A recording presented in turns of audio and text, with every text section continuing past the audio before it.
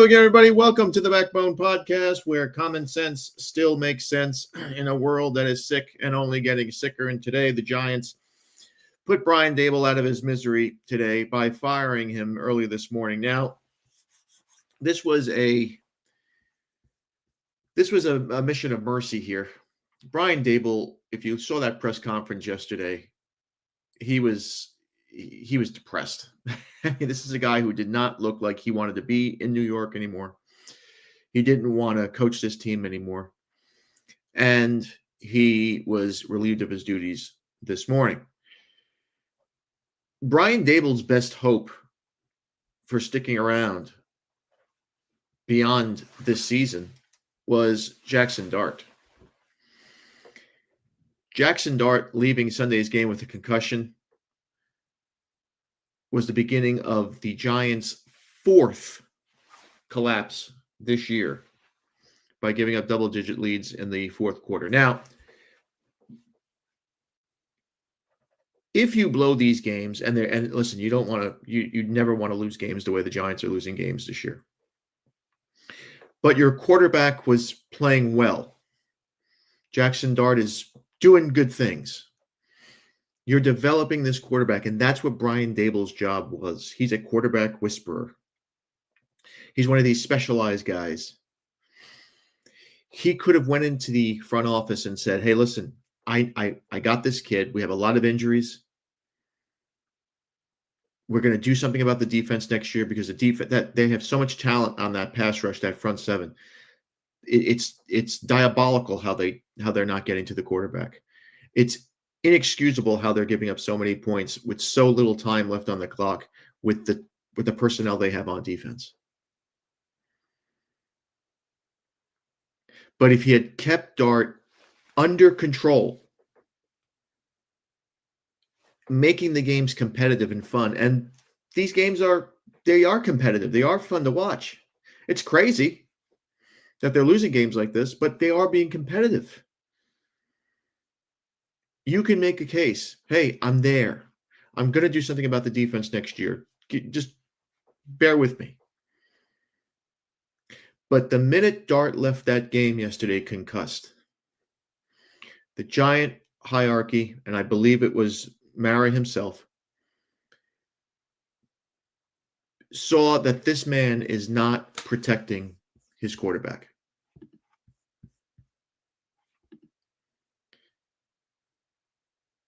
I believe that the reason why they fired Daboll right now is because they don't believe that he is protecting Jackson Dart and that he's putting this guy at risk. Just like he put Daniel Jones at risk over the last 2 years or 3 years that he was a head coach of the Giants. 2 years ago, I'm sorry. He ran Daniel Jones amok. The kid was out of control. This guy, Dart, has had 4 concussions. He's been in concussion protocol 4 times already. And I think the Maris had enough. Because as I've said before, there are only 2 important guys the 2 most important guys when it comes to a football team are the owner and the quarterback. Everybody else just is on the back of the bus. If you don't have that quarterback, you can't win. And yeah, you're going to tell me, oh, what about the Tampa Bay Buccaneers, or what about the Ravens in 2000? There's been, out of 59 Super Bowls, you're going to give me 2 examples. You have to have the quarterback, and this is the kid. This is the guy. He's a wild colt right now. He's out of control. And Daboll recognized the fact that he was concussed, and he didn't put him back in the game, which was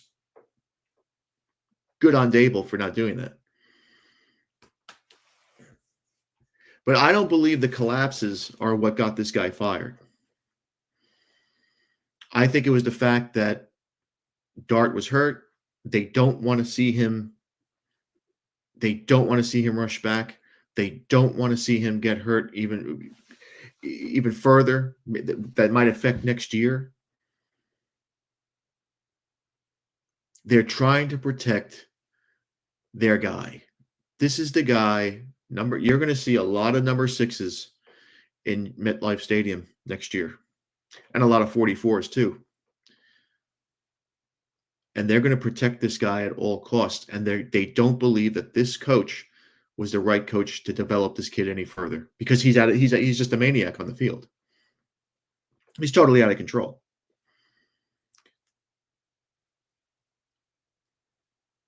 Now, after Russell Wilson took over, the Giants were able to get down the field to the bare 1 yard line. I don't understand what Daboll was doing here. You're not going anywhere this season. Punch the ball in the goddamn end zone. Why are you settling for field goals with 10 minutes left in the game? I mean, sometimes I always wonder if what these coaches are thinking, if they go by too much of the analytics. I'm not on the sideline, so I don't know. But you just don't understand what they're doing. The Giants were able to force the Bears to turn the ball over on downs on the next drive at the Chicago 43-yard line with 8 minutes and 40 seconds left. But with Dart gone, Russell Wilson led the offense, had 2 penalties, and ran the ball 3 times before punting. Russell Wilson doesn't want to play football anymore. He's scared for his life behind that offensive line. He doesn't want to play anymore. And that's why I think what I would do is I would not play. They're definitely not playing him next week. I don't believe that. I don't think they'll play him against Detroit either. I think what they should do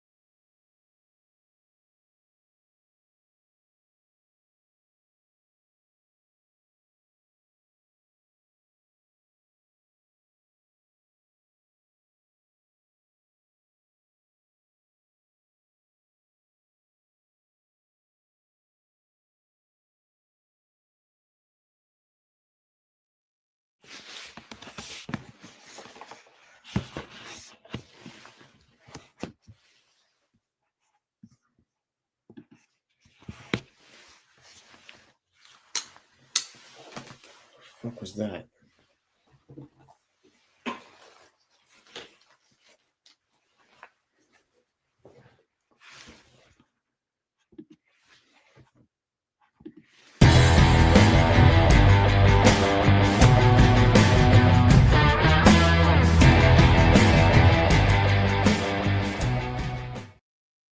Hello again, everybody. Welcome to the Backbone Podcast, where common sense still makes sense in a world that is sick and only getting sicker. And today, this morning, Brian Daboll, the Giants put him out of his misery by relieving him of his duties as Giant head coach. Now, why did they do this? Why did they fire him? I'm of the belief that they fired this guy not because of these collapses, and there were 4 of them this year. 4 of them.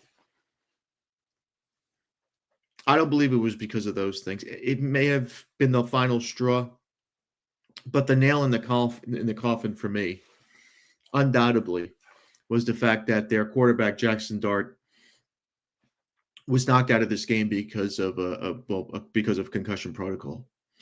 The 4th concussion protocol that this kid has gone through now.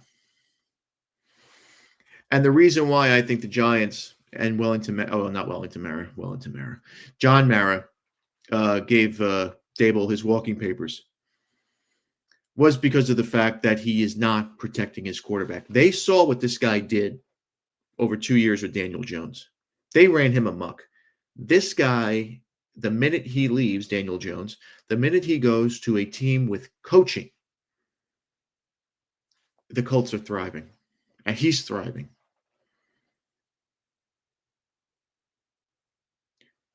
Jackson Dart is the franchise, the face of this team. You're going to see a lot of number 6s in MetLife Stadium, along with 44s if Scadaboo comes back healthy. I've told you this before. The only 2 people that matter on a football team or the football franchise, the owner, the quarterback. That's it. The quarterback can get the coach fired, as many coaches as he wants fired, if he could produce on the field. The coach almost now has to abide by what the quarterback says because coaches aren't making $50 million a year. Now, will Dart have a say in who his head coach is next year? Probably not. He's a youngster.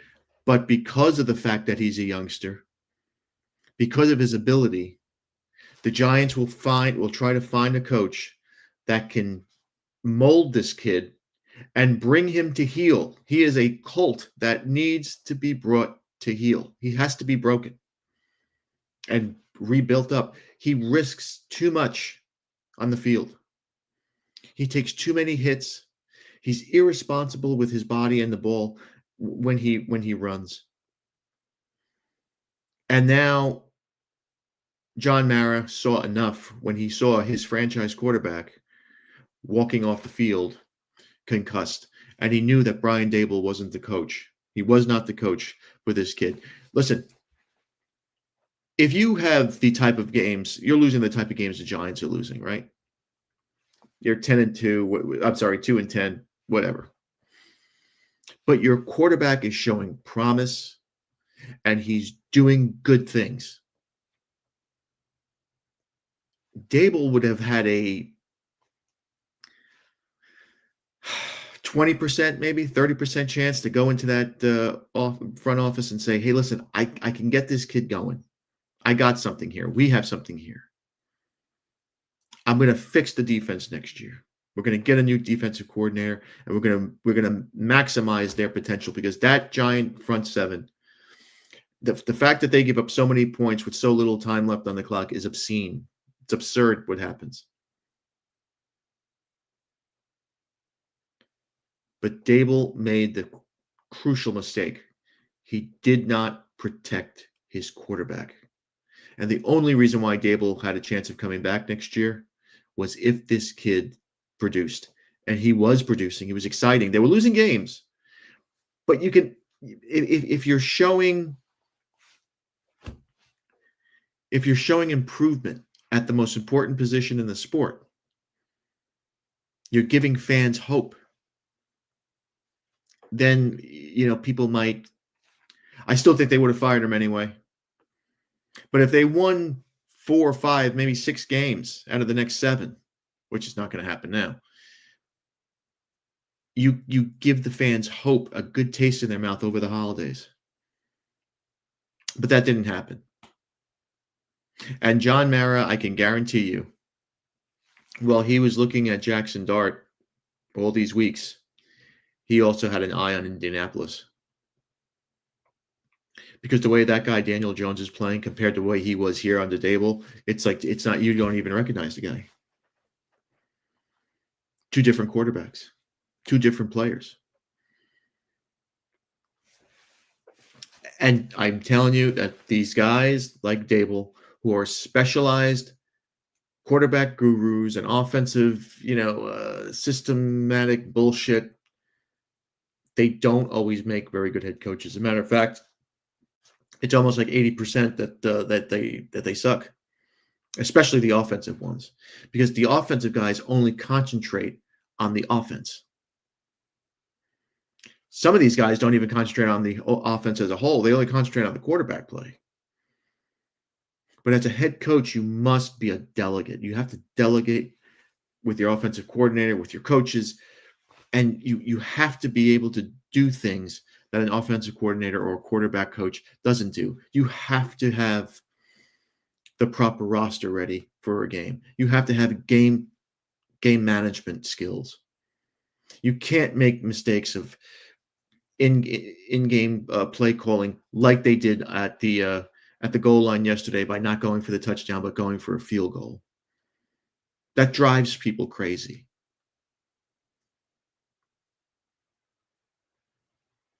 And it just shows that you're not a winning head coach. You can't keep your team healthy. Your team is penalized up and down the field. You turn the ball over. That's a sign of bad coaching. Bill Parcells always said, you want to know how your team is, how you have a bad head coach? Fumbles, turnovers, injuries. That's the sign of a bad head coach. Daboll covered all 3. So now he's gone. What did the Giants do from here? You're going to hear the typical names. You're going to hear the typical name. Now, we don't know if Joe Shine, or Sheen, or whatever the fuck his name is. We don't know what's happening with him. Quite frankly, nobody knows what's happening with the Giant hierarchy because, as you know, John Mara is ill with cancer. We don't know if he is going to have a lot of say in this process. But the usual names are coming up. And a lot of people are already talking about replacing Joe Shane, maybe with Joe Brady from up in Buffalo. He's assistant GM up there. And of course, because you have to develop the quarterback, these guys are always looking for offensive coordinators. Mike LaFleur his name's gonna pop up. Wes Phillips from the Vikings, his name's gonna pop up. Matt Nagy and the Chiefs, his name's gonna pop up. And of course, the usual suspects, the big names, Belichick, which is not going to happen. Gruden, I don't think that's going to happen either. And Mike McCarthy. Those are the 3 former head coaches that you're probably going to hear of a lot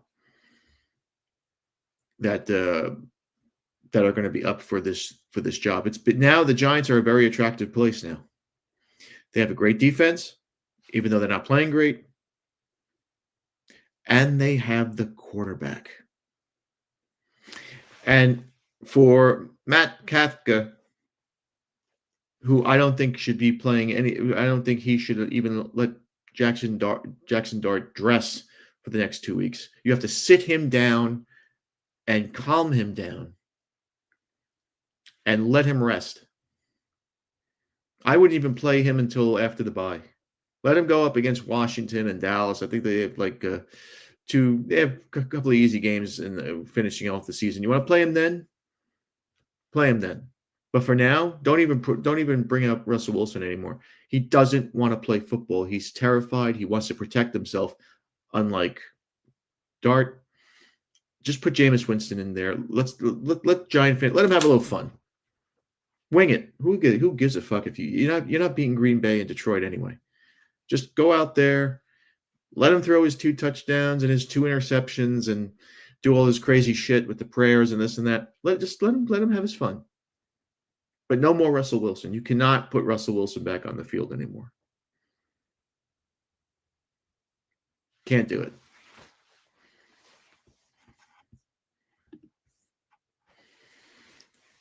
The Giants are a mess, and they've been a mess since Coughlin left, since they embarrassed Coughlin. Tom Coughlin was very, very upset. We saw that press conference where he refused to shake anybody's hand after the announcement that he was leaving. And then it's been 1960s, 1970s Giants all over again. Bob McAdoo, a disaster. Pat Sherman, a disaster. Joe Judge, a disaster. This guy, a disaster. They just can't win football games. And this is a proud, old franchise. And they've gone through 5 head coaches in 10 years? This is not what the Giants are used to. They're not used to stuff like this. They're used to stability and class and winning. But they have the piece there. They have the most important piece.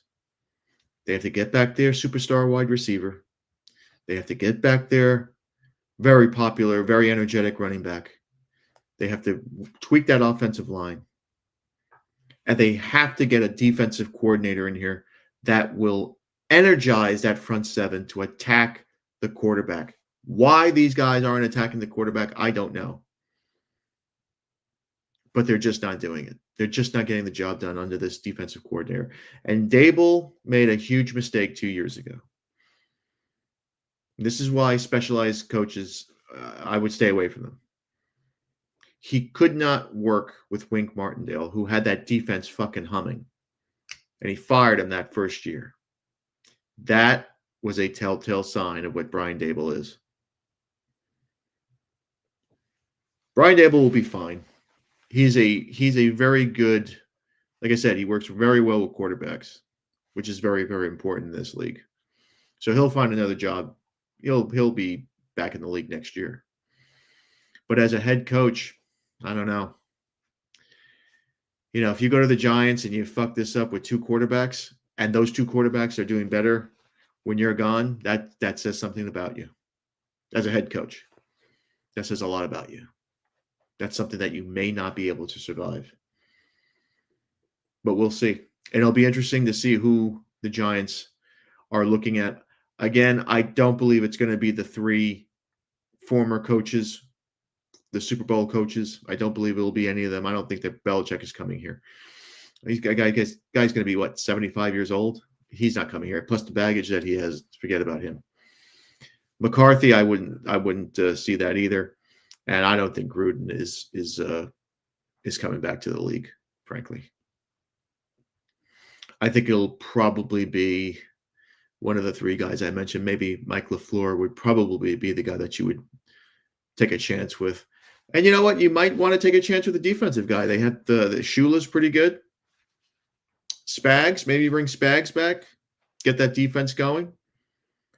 Get an offensive coordinator that is quarterback friendly that will work with this kid. Defensive coaches tend to delegate better. Well, Saleh didn't do that very well, but they tend to be a little bit different in their approach. And I think the era of the offensive guru, this whole pass and catch shit, I think it's coming to an end. It should be. The quarterback play in this league, the play in this league overall is a disaster. This league is not good anymore. It's crap. It's garbage. The majority of the coaches stink. Majority of these quarterbacks stink. Fumbles, penalties, all sorts of stupid fucking plays. But for Daboll, he's gone. And the Giants have Matt Kapka, who's the offensive coordinator, who will be the interim head coach. Now he won't do anything significant. He's not going to make any changes in personnel or anything like that. This will be just get us across the line and let's get ready for next year. But they must keep Jackson Dart upright. He cannot suffer any more concussion protocols. The kid just can't do it. 4 is already too many. It's over. No more of this. No more risking your body out there. He's got to understand that he's more important. There's more to it than what he's doing now. And that's my 2 cents. Thanks again for watching, everybody. Please like, subscribe, comment, and share. Remember, my friends, Satan is always busy.